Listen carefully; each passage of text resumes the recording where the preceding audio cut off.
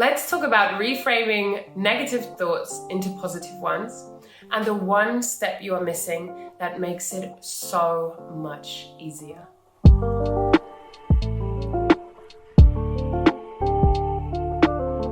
Welcome to Positive Movement. My name is Georgina and you should subscribe to this channel. You should subscribe to this channel if you are interested in learning how to think differently, feel differently, live differently, and ultimately create a life that you actually want to live. The path to positive thinking is one that many of us strive to be on and stay on. But for a majority of us, we start this journey unprepared. We start this journey without those really helpful guides and maps that would make it a whole lot easier, more efficient, less 2 steps forwards, 1 step back, less all the gear and no idea. I have put together this really simple guide, this 4-step process to reframing your negative thoughts into positive ones. But just before we start, I want to clarify that I don't believe that all negative thoughts are bad. For example, I don't like that. That doesn't make me feel good. I don't want to do that anymore. I don't want to spend time with those people. Generally, it can be really helpful to know what you do like and what you don't like.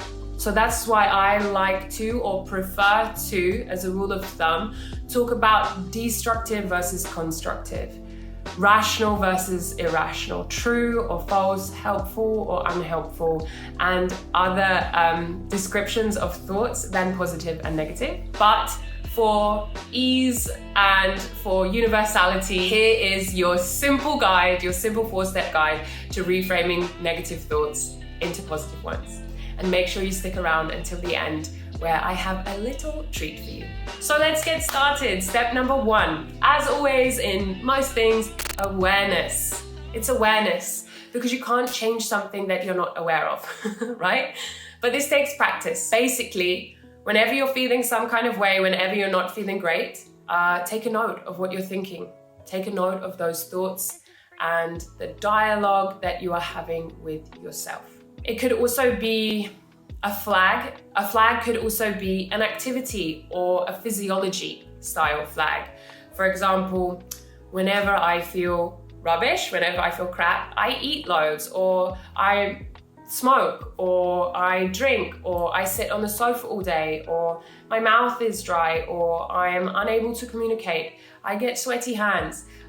These could be your signals to check in with your thoughts. So take note, either mentally or literally, get a notebook and write your thoughts. The thoughts that you're having when you notice yourself feeling some kind of way, or looking some kind of way, or acting some kind of way that doesn't feel productive, constructive, or just doesn't feel good. Step number 2. Step number 2 is think.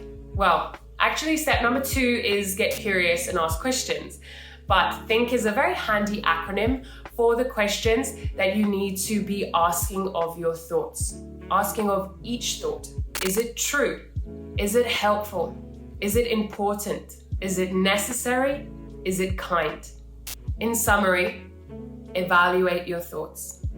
And just like in yoga and in lots of spiritual practices, you have to become the observer, the witness. Remember that you are not your thoughts. The very fact that you can bear witness to your thoughts means that you are not them. This is a step that you have to do from the place of the observer. You can ask other questions as well. There are plenty of great questions that you can use to evaluate each thought. And this is the little gift I have for you. When you stick around to the end, I will give you access to a very useful, very handy resource to help you evaluate, to help you challenge these thoughts. Step number 3. Step number 3 is where usually you hear a lot of guidance around find the good, see the good, combat the negativity with positivity. and usually not as extreme as this, but basically a kind of turn that frown upside down style step or something along those lines. This is where you are missing a step and why most likely you are tripping up in your reframing. Tripping up, see, because you're missing a step? No? Okay. So step three is to neutralize. Neutralize the thought.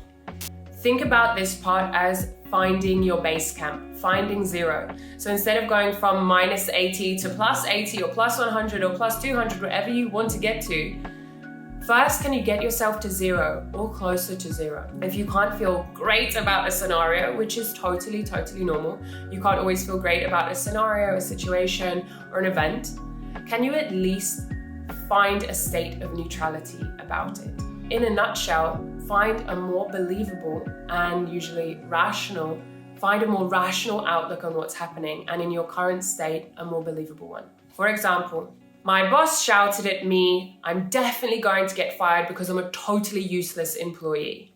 It can be hard to go from a thought like this to sunshine and rainbows and lollipops and puppy dogs. But how about this? My boss shouted at me today and that didn't feel great. But they have no grounds to fire me, and it's not true that I'm useless. It can be as simple as saying, that's not true, if you are saying nasty things about yourself or about someone or about a situation. So this statement, the reframe, the neutralize, it's true, it's helpful, it's necessary, and it's kind. It's also rational, and most importantly, in your current state, your current mindset, it's more believable. So sometimes when we try to go to like plus 100, we just think that's just not true though. That's not true. And so it doesn't stick. So that's why the most important step that you're missing is neutralizing. And finally, step number 4. A quick disclaimer actually before step number 4. You may have to spend a while, or it may take a while paddling in step 3 before you can move on to step 4. For me, it's something like a good night's sleep. That usually does the trick. For you, it might be moving your body, going for a walk, catching up with a friend, getting involved in another activity, focusing on another task, maybe cooking or cleaning, whatever it is your go-to. You feel a shift in that state. Your body starts to open, your energy starts to lift. You're basically like unfurling and emerging. Then you can start to look for, see, find the positives. So this can mean things like finding the lessons of an event. So using the example that we're going with, I now know how to better approach my boss. I know how to ask for something from my boss, or I know how to better prepare for a meeting or what is expected of me at work. It can mean singing your own praises once again, like, I'm not useless, I'm a highly valued employee and I'm actually really good at my job. Or whatever's going on, like, I am amazing, I'm beautiful, I love myself, I'm totally worthy. It's acknowledging any redeeming factors of a moment, redeeming moments of an event, or finding the positive perspective. So that's it. Keep practicing. This can take time. Restructuring and reframing your thoughts takes practice and awareness, and it takes patience. Yes, I have said multiple times that these are 4 simple steps, but that doesn't mean these are easy. So don't be put off. I urge you to stick with this practice. Stick with it because it's your thoughts that impact your emotions. Your emotions impact your behaviors and the actions you take, which in turn create the world around you. It creates results and the evidence that you see. So if you are consistent with this practice of reframing, if you stay mindful, you will start to understand and you will be able to control how you think, how you feel, and how you act in order to create the life that you want to live, the life that you want to see, and the journey that you are on. If you want more support, if you want more community and more help, I am right here. I am right here for you.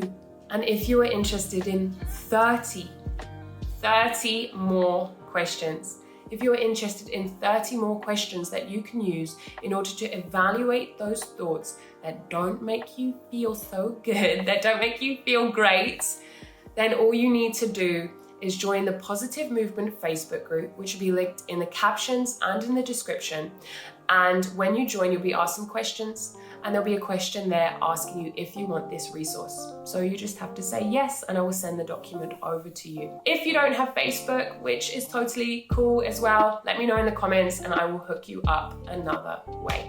So like this video if you found it valuable, and if you found it valuable, then share it with a friend or someone that you know, or a group of people that you know, who you think could really benefit from this information as well. I'm positive that we all know someone who too is on their journey and who too could really, really benefit from this handy tool, from this simple guide. And of course, before you go, hit that beautiful big red button and ring the bell so you'll be notified when it's time for your next positive movement. And that's it.